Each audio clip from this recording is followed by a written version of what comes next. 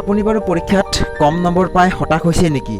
কেতিয়াও হতাশ নহ'ব, কাৰণ আনুষ্ঠানিক শিক্ষাত বিশেষ সফল নোহোৱাকৈ বা পৰীক্ষাত ভাল নম্বৰ লাভ নকৰাকৈয়ে এই পৃথিৱীত অলেখ লোকে নিজৰ মেধাৰ পৰিচয় দিব পাৰিছে। স্কুলীয়া বা কলেজীয়া দিনবোৰত চোকা ছাত্ৰ হিচাপে সুখ্যাতি অৰ্জন নকৰা লোকে পাছলৈ নিজৰ যি মেধাৰ পৰিচয়েৰে সমাজলৈ যি অৱদান দিছে, তেনে লোকৰ সংখ্যা কিজানি হিচাপ কৰি শেষ কৰিব নোৱাৰিব। সমাজখনত পুৰণিকলীয়াৰ পৰা আধুনিকমুখী কৰাৰ বাবে যিসকল মানুহে নিজৰ অৱদান দিছে, সেইসকলকহে প্ৰকৃততে মেধাসম্পন্ন বুলি কোৱা হয়।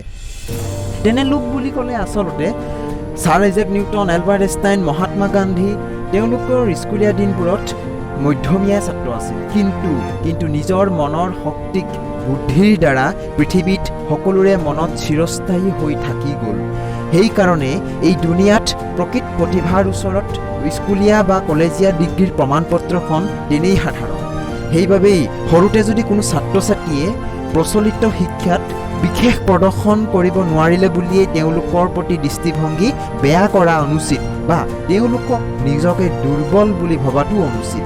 কাৰণ পৰীক্ষাত ভাল নম্বৰ নাপালে বুলিয়েই যে তেওঁলোকে অন্য ক্ষেত্ৰতো সফলতা নাপাব, সেয়াও ভুল কথা। জীৱনত সফলতা লাভ কৰাৰ মূল মন্ত্ৰটো হ'ল নিজৰ কামৰ ওপৰত গভীৰ বিশ্বাস ৰখা। সফলতা লাভৰ আন এটা মন্ত্ৰ এয়াই যে আনে কি কৈছে সেয়া গণ্য নকৰাকৈ আপুনি কি হ'ব বিচাৰিছে সেয়াহে গুৰুত্বপূৰ্ণভাৱে লোৱা উচিত। আনৰ কথাত যদি আপুনি প্ৰতিয়ন গৈ নিজৰ কামৰ পৰা বিচলিত হয়, তেন্তে কেতিয়াও আপুনি সফল হ'ব নোৱাৰে। সেয়ে নিজৰ ওপৰত, নিজৰ কৰ্মৰ ওপৰত সম্পূৰ্ণ বিশ্বাস ৰাখক আৰু তাৰ মতে কাম কৰি যাওক।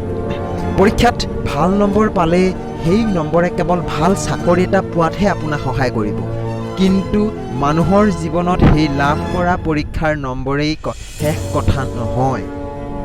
আচলতে প্ৰতিজন মানুহেই বিশেষ একোটা প্ৰতিভা লৈহে এই পৃথিৱীলৈ আহে। আপোনাৰো কিন্তু কিবা নহয় কিবা এটা বিশেষ প্ৰতিভা আছে। সেয়া আপোনাৰ দায়িত্ব যে নিজৰ প্ৰতিভাটোক বিচাৰি উলিওৱাটো। হয়তো অলপমান সময় লাগিব, কিন্তু আপুনি সেয়া নিজৰ প্ৰতিভাটো বিচাৰি উলিয়াওক। হয়তো আপুনি বহুত ভাল খেল খেলিব পাৰে, বা ভাল লিখা মেলা কৰিব পাৰে, বা ভাল নৃত্য কৰিব পাৰে, বা ভাল গান গাব পাৰে, বা আপুনি এজন ভাল ব্যৱসায়ী হ'ব পাৰে। তেনে বহুত উদাহৰণ আছে যিয়ে মাত্ৰ প্ৰাথমিক স্কুলতেই শিক্ষা সামৰি এজন ভাল ব্যৱসায়ী, ভাল খেলুৱৈ বা ভাল গায়ক হৈ সমাজৰ লগতে নিজৰ লগতে সমাজখন লগতে অঞ্চলটোৰ নাম জিলিকাবলৈ সক্ষম হৈছে। সেইবাবে স্কুলীয়া ছাত্ৰ ছাত্ৰীয়ে বা আপুনি প্ৰকৃততে কি হ'ব বিচাৰে সেয়াই আজিয়েই বিচাৰি লওক আৰু সেইমতে প্ৰশিক্ষণ লওক, কষ্ট কৰক। এদিনটো সফল হ'বই। ভগৱানৰ ওচৰত বিশ্বাস ৰাখক, তেওঁ আপোনাক নিশ্চয় সহায় কৰিব। এইখিনিকে কৈ আজি মই ভিডিঅ'টো সামৰিছোঁ। আশা কৰোঁ কথাখিনি অলপ হ'লেও আপোনাক উৎসাহিত কৰিব। তেন্তে আজিলৈ আহোঁ। জীৱন জিন্দাবাদ। ধন্যবাদ।